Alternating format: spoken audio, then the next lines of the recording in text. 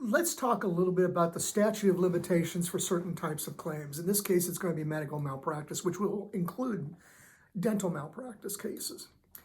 What is the statute of limitations? Well, as I've discussed in previous videos, the statute of limitations for negligence in Oklahoma is 2 years.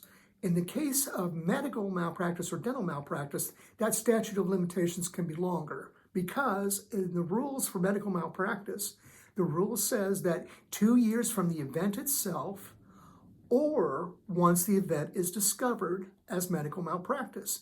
What would be an example of that? An example of that would be that you go in for some kind of spinal surgery and there's malpractice committed in terms of how they do the fusions involving your back.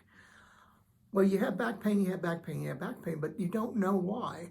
And let's say 3 years later, you finally can't stand anymore and you go in to another doctor and the doctor examines you, does testing and things like that and says, who was your previous doctor? And you tell them, and there was a surgical error here. The fusion was not done properly.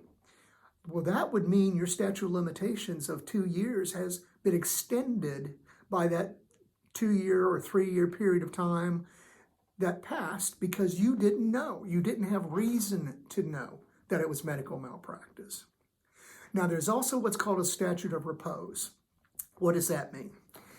Yes, the law will allow you to extend the 2-year statute of limitations if it's based on when the malpractice was discovered. But within 7 years, a total of 7 years, if it hasn't been discovered, you're barred from any cause of action.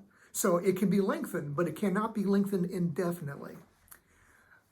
We here do personal injury cases all the time, and that's what my unit does.